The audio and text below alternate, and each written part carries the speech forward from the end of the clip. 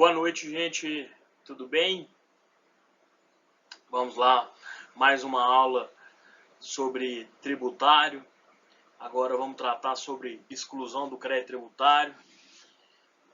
Anteriormente a gente já tinha comentado sobre extinção do crédito tributário, já tinha falado sobre suspensão da exigibilidade e agora estamos fazendo aqui um fechamento do CTN e tratando sobre a exclusão do crédito tributário.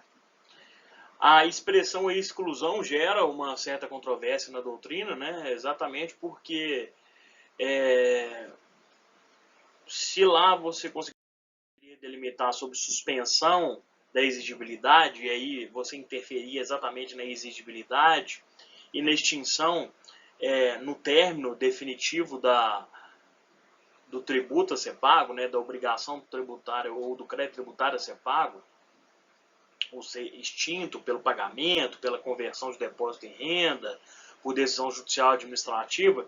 Aqui você tem uma outra situação que são dois institutos que comportam basicamente todas as diretrizes ou que acolhem todas as diretrizes que lhe assemelham ou que lhe tornam muito próximos, mas eles interferem em momentos distintos para dispensar o pagamento do tributo. Aliás, essa expressão dispensa é alvo de questionamento da doutrina, falando que não é ou não seria uma definição adequada. Enfim, aqui não vamos aprofundar nessa discussão doutrinária, na revisão teórica. Basicamente, em algum momento, a isenção e a anistia, que são hipóteses de exclusão do crédito tributário, permitem que aquele indivíduo ou não faça o pagamento de tributo ou não faça o pagamento de penalidade pecuniária. E eu vou explicar para vocês exatamente o que é um e o que é outro. Da leitura do artigo 175, que trata sobre exclusão do crédito tributário, o primeiro ponto que chama a atenção aí é sobre a exclusão do crédito tributário não dispensa o cumprimento de obrigação acessória. E aí, principalmente numa lógica dentro de isenção, vocês vão ver que a isenção faz com que você fique dispensado do pagamento do crédito tributário, isso não dispensa o cumprimento da obrigação acessória. Então, o que isso quer dizer? Mesmo que o tributo não seja exigido, mesmo que o tributo não necessariamente seja pago, o contribuinte deve cumprir aquelas obrigações de fazer, como, por exemplo, fazer uma declaração eletrônica ou mesmo fazer uma escrituração cumprindo a obrigação acessória em que pese o tributo não seja pago, porque ele foi objeto de isenção. Então, esse é o primeiro ponto aí a ser observado. E aqui eu comecei sistematizando e chamando sobre esses dois pontos. Aqui eu inverti, né? Falei o segundo ponto já, mas o primeiro ponto é que a isenção ela interfere no tributo. A isenção interfere no tributo, conquanto a anistia vai interferir na penalidade pecuniária. Esse é o ponto de distinção aqui, crucial entre um instituto e o outro. E aí, agora, acredito que tenha bastante sentido o que eu disse, porque a anistia ela atinge única e exclusivamente a penalidade pecuniária. Ou seja, o tributo deve ser pago. A isenção, ela interfere no pagamento do próprio tributo. E aí a anistia vai interferir apenas no pagamento da penalidade pecuniária, o que implica dizer que o tributo vai ser pago. Então vejam que são institutos distintos, que eles vão incorrer em momentos distintos, e aí nós vamos ver que a isenção só vai falar por uma perspectiva futura, e a anistia de situações do passado, enfim. Basicamente o que nós temos que ter em mente é que a anistia interfere na penalidade pecuniária, não dispensando o pagamento de tributo, enquanto a isenção vai tocar na dispensa do pagamento do tributo em si. Vale chamar a atenção que o artigo 111 do CTN estipula que interprete-se literalmente a legislação tributária que disponha sobre a suspensão ou sobre a exclusão do crédito tributário.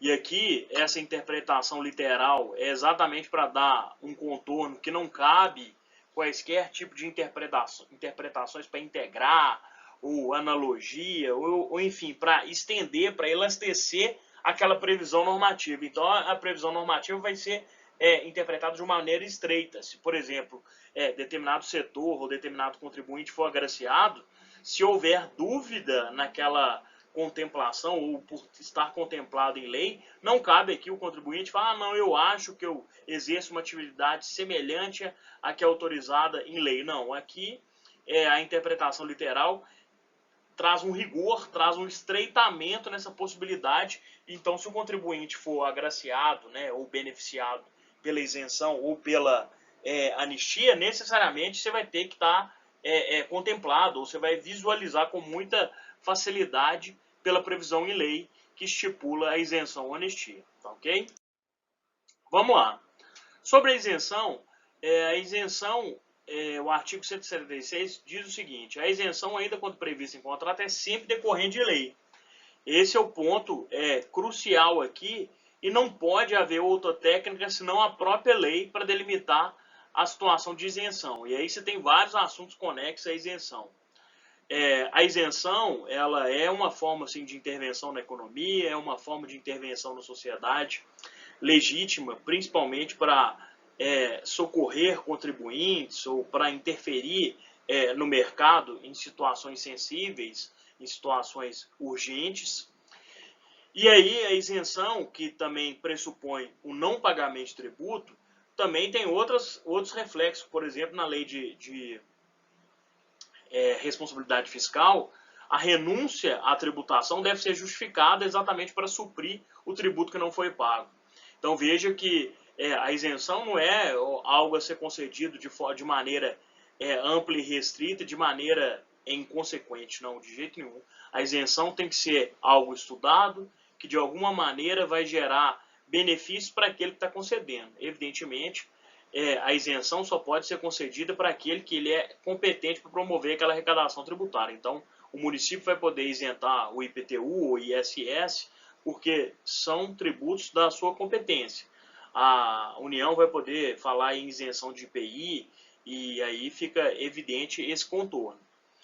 Mas ainda vale chamar a atenção que o 176 fala que a isenção, ainda quando prevista em contrato, aí um pressuposto que pode a administração pública firmar um pacto com o contribuinte, mas que a lei deve estipular condições e requisitos para a sua concessão, os tributos a que se apliquem, sendo o caso o prazo de duração. A isenção pode ser restrita a uma determinada região do território, então ela pode ter uma limitação geográfica. E ainda o 177 fala que, salvo disposição em lei ou contrário, então muito cuidado com essa expressão, salvo disposição em lei ou contrário, então pode lei dispor em contrário, a isenção não é extensiva às taxas e contribuições de melhoria e aí também aos tributos instituídos posteriormente à sua concessão. Então aí vai de um pressuposto que necessariamente a isenção não pode, em regra, atingir as taxas e contribuições de melhoria e nem pode pegar e atingir um momento anterior à sua Constituição. E aí a isenção tem um efeito prospectivo, né? Ela vai atingir situação futura para agraciar ou beneficiar os contribuintes sobre o pagamento do crédito tributário. E esse é o marco que existe aí, que é fundamental para compreender sobre isenção. Ok? Então vamos dar continuidade aqui.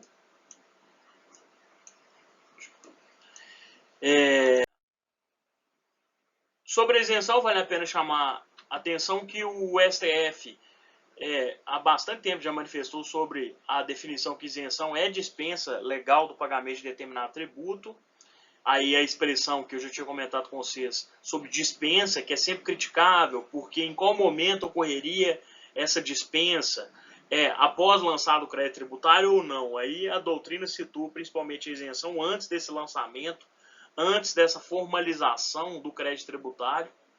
Vale a pena também chamar a atenção que a isenção é um contraponto da imunidade. Se a imunidade tem interpretação extensiva, se a imunidade vai agraciar aqueles determinados setores que previsto lá no texto constitucional, a isenção vai ser estipulada em lei, que pode ser, depois eu vou comentar com vocês, para um número indeterminado de contribuintes ou não, ou individual, Mas, basicamente, essa lei vai ter uma interpretação restritiva, que eu já comentei com vocês do artigo 111, e ela não pode ser ampliada ou interpretada de maneira extensiva, ou ela não comporta outro tipo de interpretação, senão exatamente para verificar se está agraciado na lei, vai ser objeto de isenção.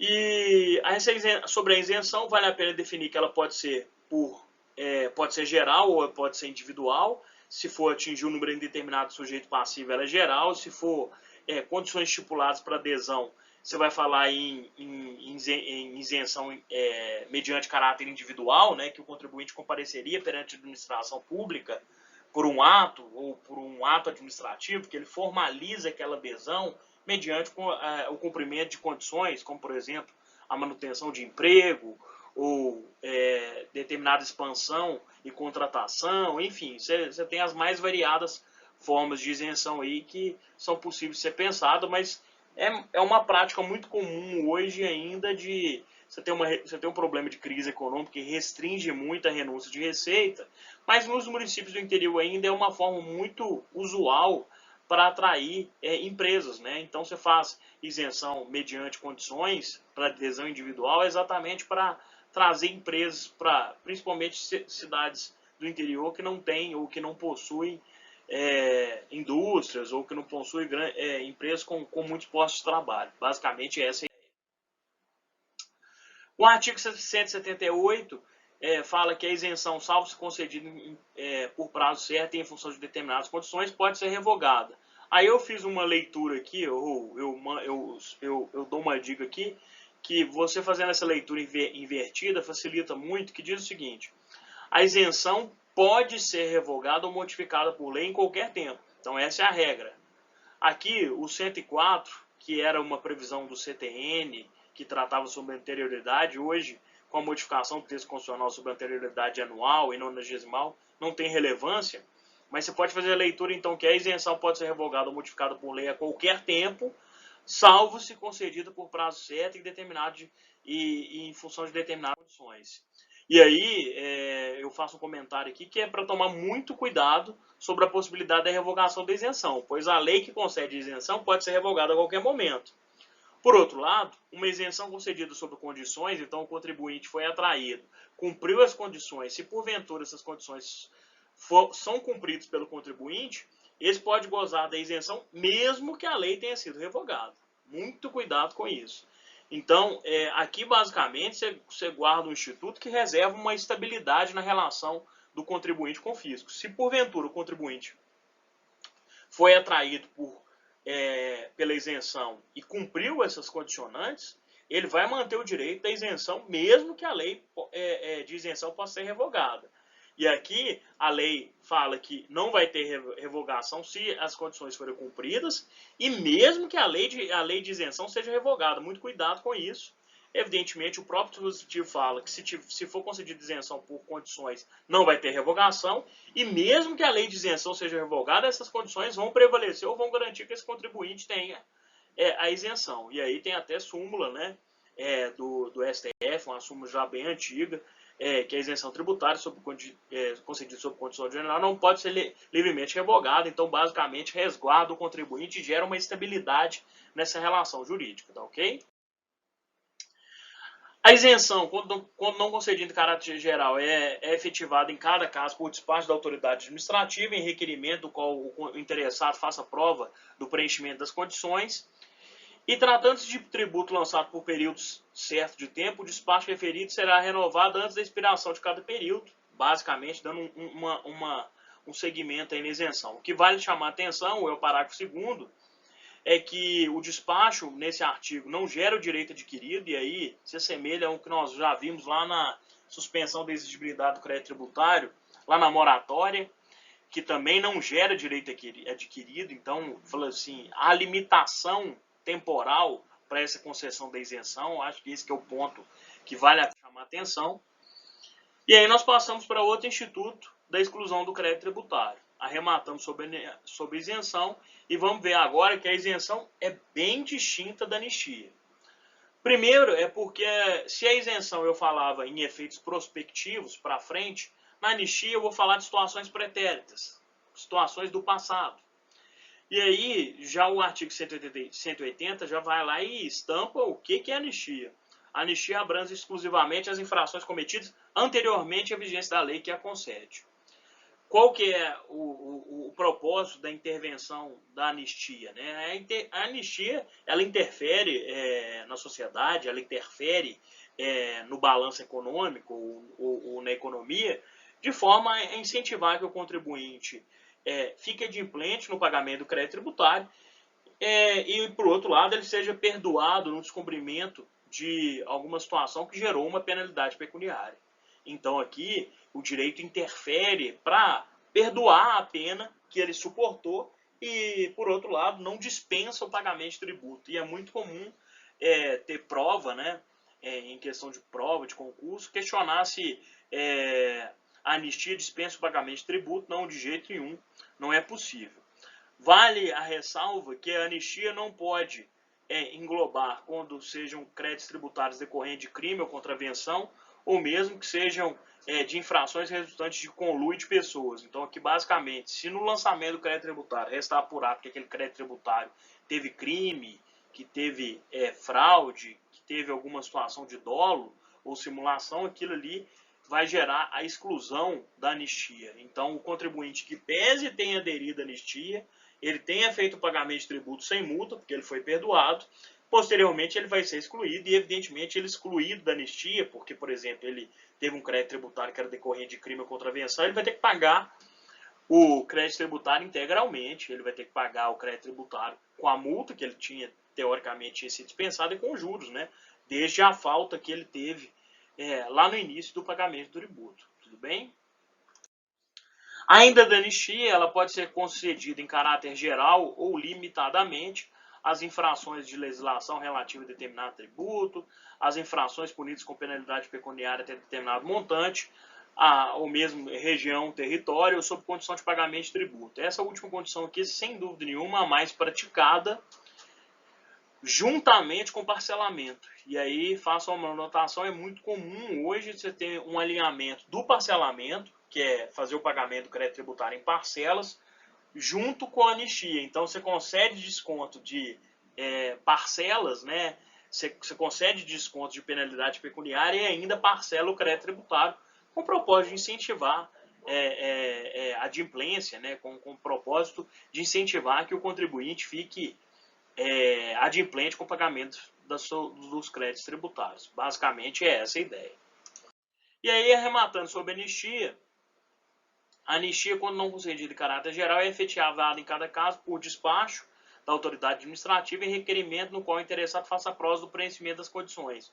Bem dentro de uma lógica da isenção concedida em caráter individual, né, que o contribuinte comparece e demonstra que ele tem condições ou preenche as condições para ser agraciado, sofrer aquele benefício.